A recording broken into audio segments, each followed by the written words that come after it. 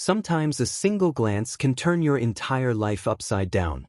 I drove to my best friend Calvin's house to spend the weekend, just like we'd done dozens of times before, but something shifted that evening. In a house where I'd always felt completely at ease, my eyes accidentally locked with James's, Calvin's brother, and that moment seemed to freeze time itself.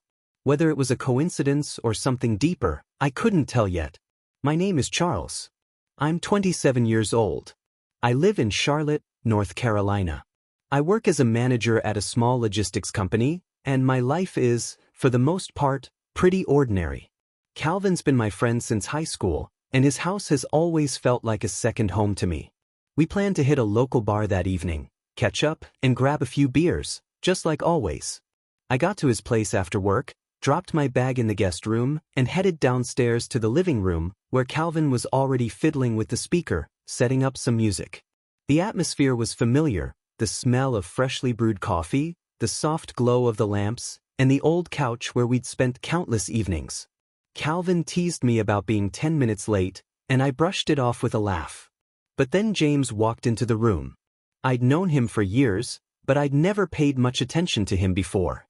He was Calvin's younger brother, a couple of years younger than me, with dark hair and a quiet smile. James mentioned something about his plans for the evening, but I barely heard him. Our eyes met as he passed by, and I felt my heart skip a beat for a second. His gaze lingered on me just a little longer than necessary, and I looked away, trying to hide my sudden awkwardness. What was that? Just exhaustion from a long workday, or something I wasn't ready to admit? Calvin and I kept getting ready to head out. He was going on about a new bartender at the bar who supposedly made the best cocktails in town. I nodded along, but my mind was elsewhere. James had gone back to his room, and I tried not to think about what had just happened. But every time I remembered his gaze, a strange warmth spread through my chest. Eventually, Calvin and I left the house, got into his car, and drove to the bar. I stared out the window, watching the lights of Charlotte pass by, trying to figure out why this evening felt so different. Maybe it was just my imagination playing tricks? Or did James's look actually mean something? The bar was loud, as it always was on Fridays. We found a table, ordered some beers, and Calvin started talking about his job. I did my best to listen, but my thoughts kept drifting back to that moment in the living room. What if James felt something too? And what was I supposed to do about it? I never thought awkwardness could feel so magnetic. After dinner, I decided to take a shower to freshen up before heading to the bar, but an unexpected encounter with James in the bathroom turned everything upside down. The door swung open, and there he stood, a towel slung over his shoulder, and the air between us grew thick with tension. Something in his gaze made me forget how to breathe, and I didn't know whether I wanted to run or stay.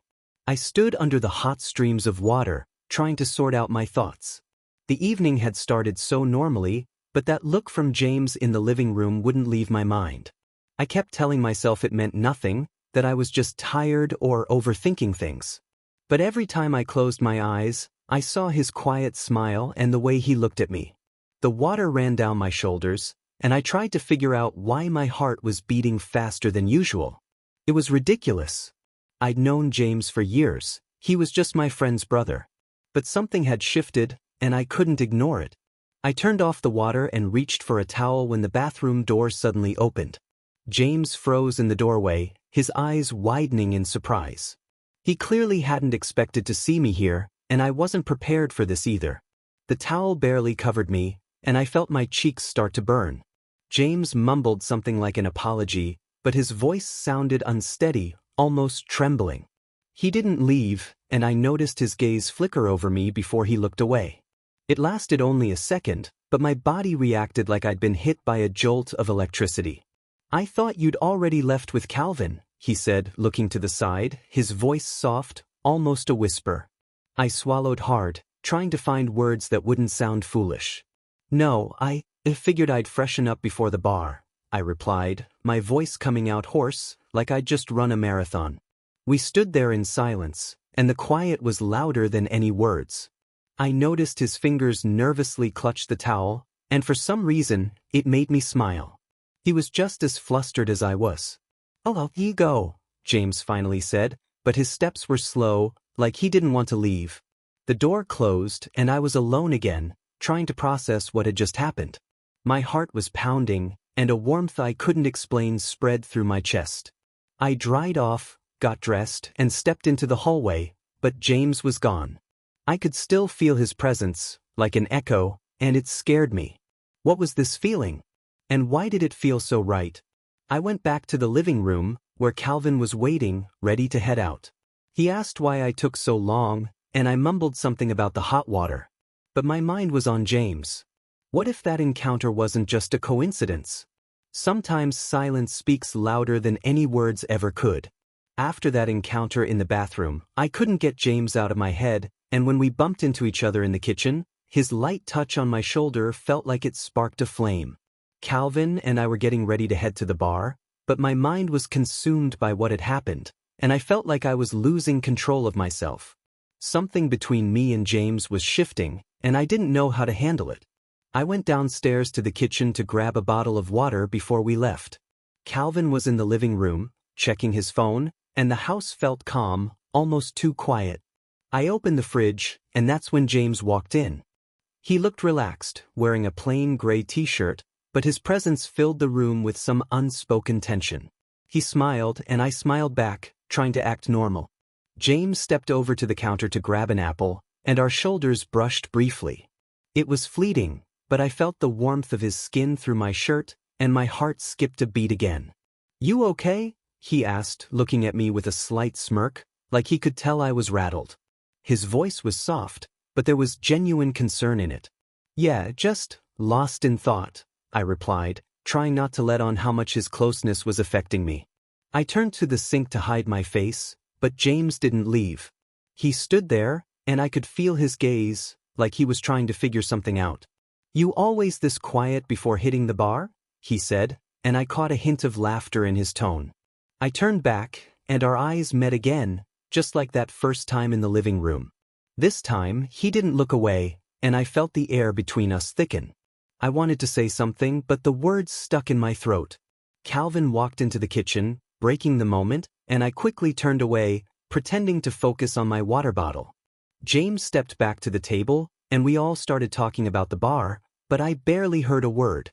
We left the house, got into Calvin's car, and as we drove, I stared out the window, trying to collect my thoughts.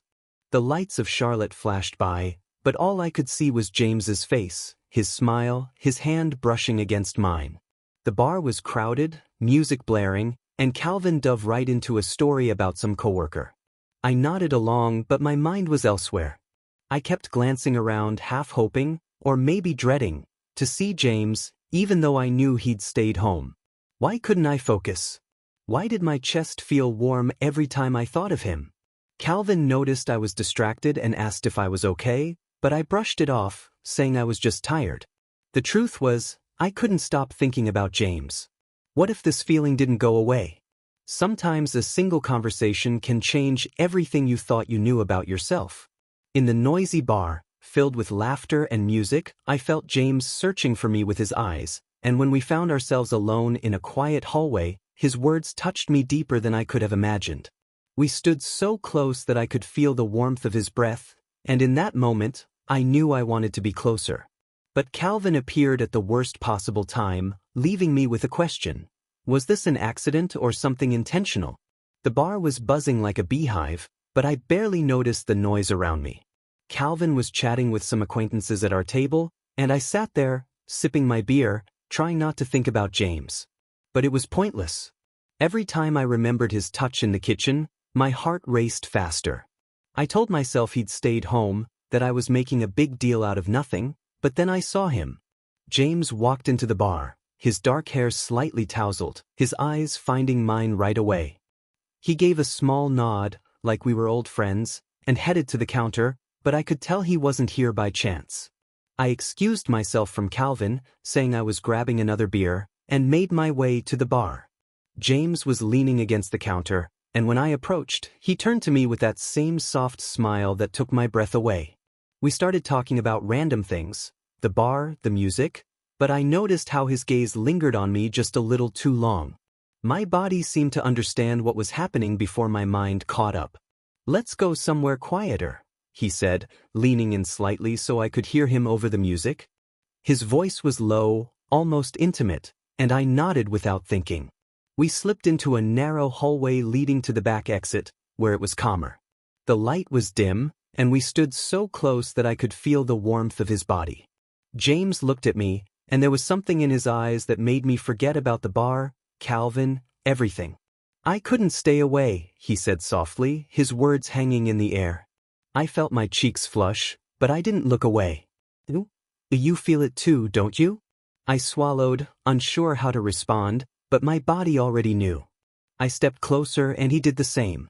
Our faces were so close that I could feel his breath on my skin. His hand brushed against mine, sending a jolt through me like electricity.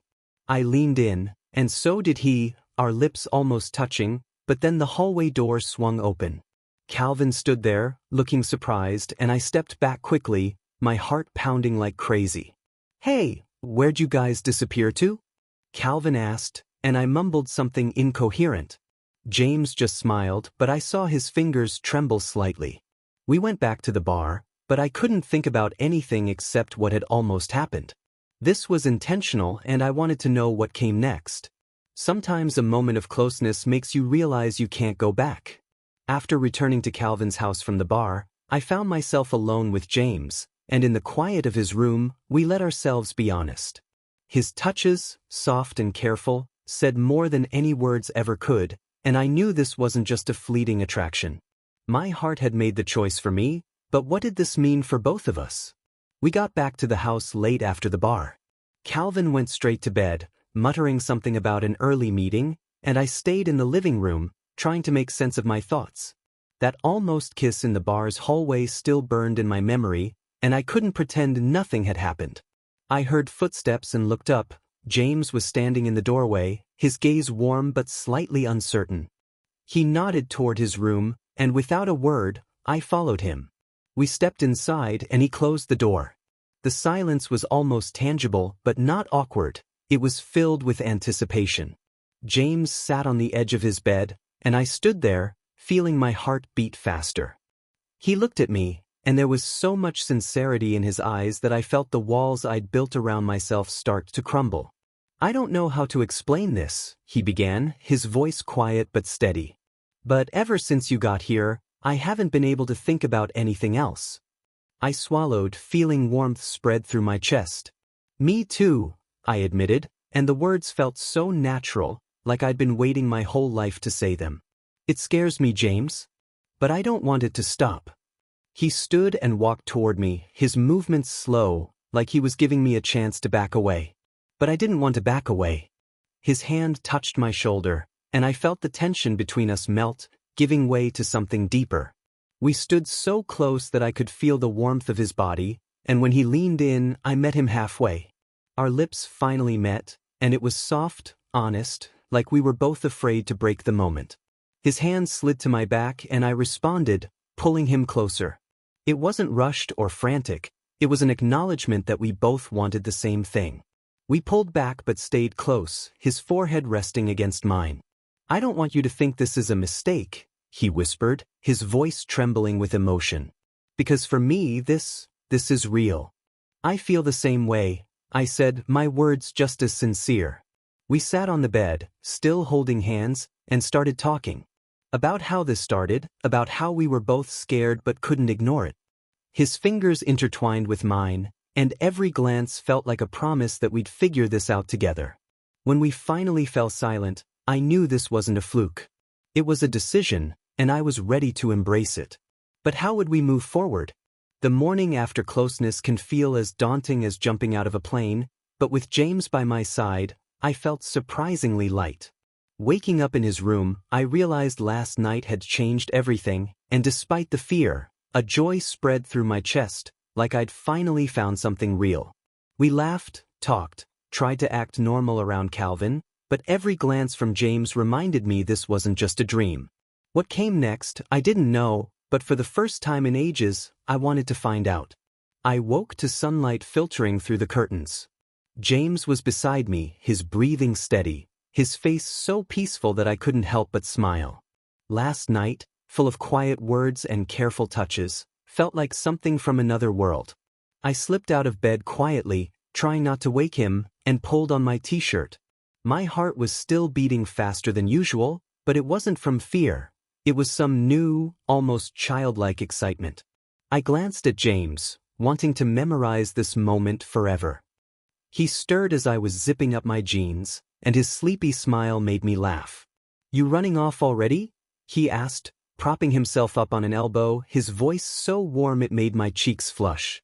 "No, just figured it was time to get up," I said, trying to sound casual, but my eyes kept drifting to his messy hair. We both laughed, and it eased the tension. James stretched, and I noticed his t-shirt ride up slightly, revealing a sliver of skin.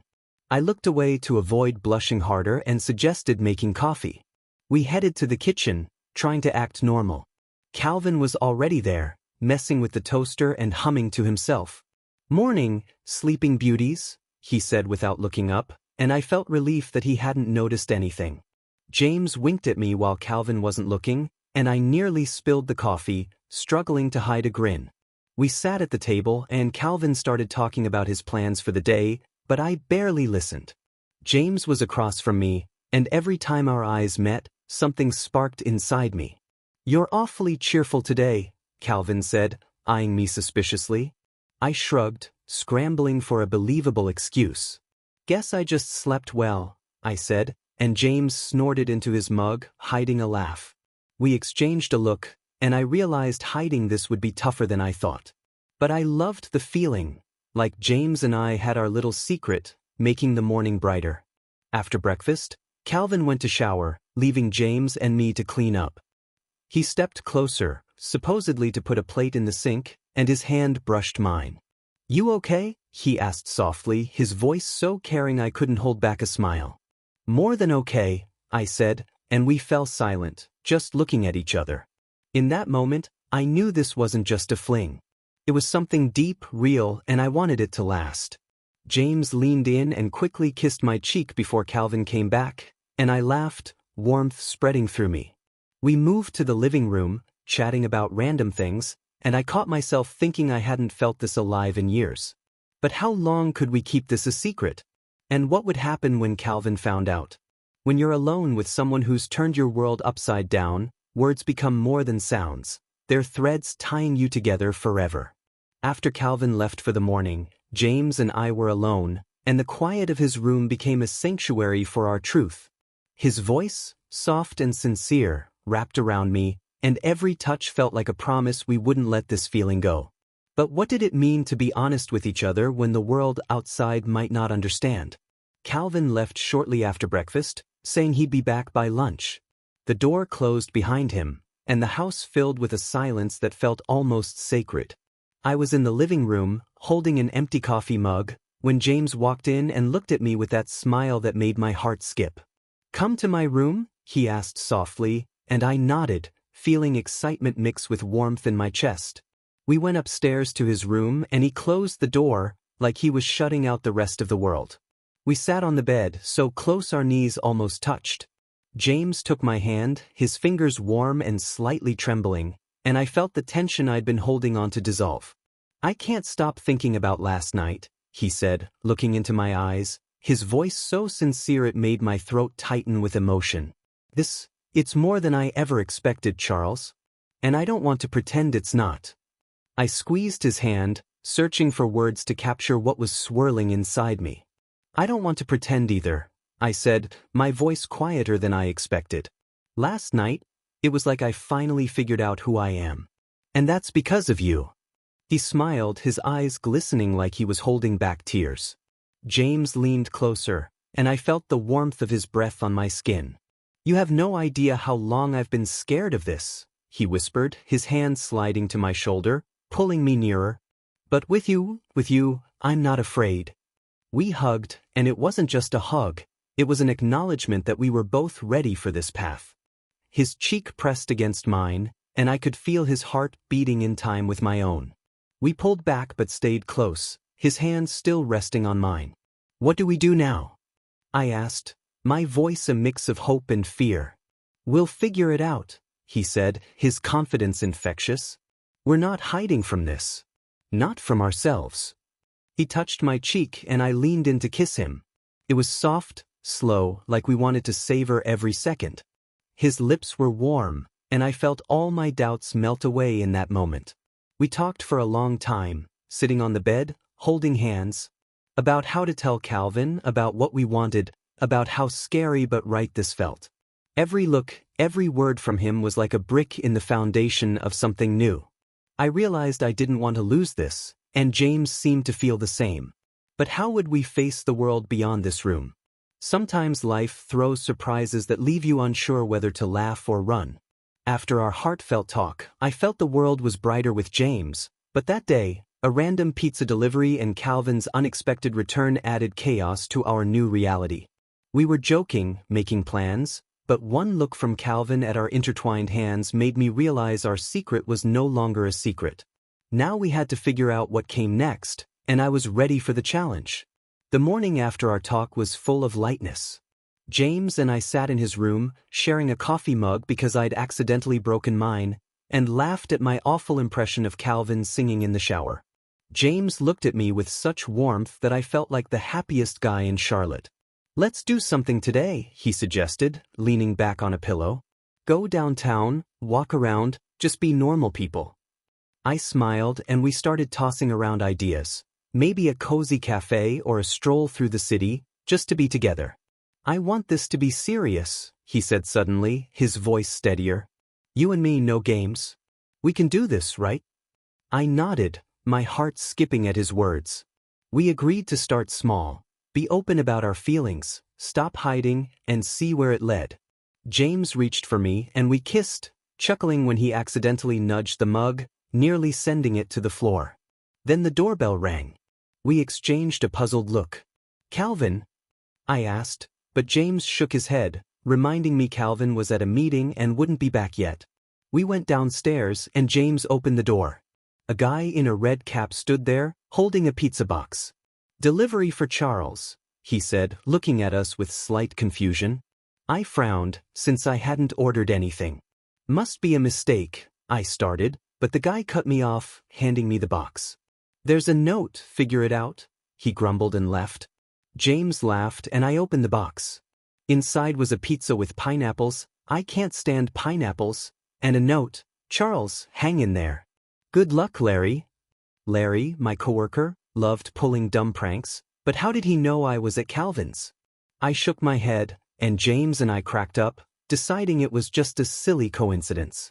We settled on the couch, splitting the pizza. I carefully avoided the pineapples, and kept talking about the future.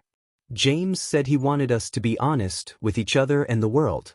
"I'm done hiding this," he said, squeezing my hand. "You're too important to me." His words filled me with certainty, and I knew I was ready for any changes as long as he was by my side. But then the door swung open. Calvin was back early, carrying a grocery bag. "Pizza? Really, without me?" he teased, but his eyes landed on our joined hands. Silence filled the room, and my heart froze. Calvin raised an eyebrow, and I knew we'd have to explain. What would he think and how would we handle this? Sometimes a goodbye isn't an ending but the start of something bigger. Standing by James's side at my car, I felt his hand squeeze mine, knowing this weekend had changed me forever. We laughed, made plans, but Calvin's look when he learned the truth added a note of uncertainty to our future. I drove away from my friend's house with a heart full of hope and a question. How far could James and I go? What would you do if your heart chose an unexpected path?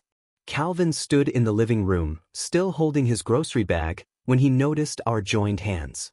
His eyebrows shot up and I felt time slow down. "Okay, hold up, what's going on here?" he asked, glancing between me and James. My heart pounded, but James, to my surprise, smiled and stepped closer to me. "Calvin, we need to tell you something," he said calmly, and I felt his confidence rub off on me.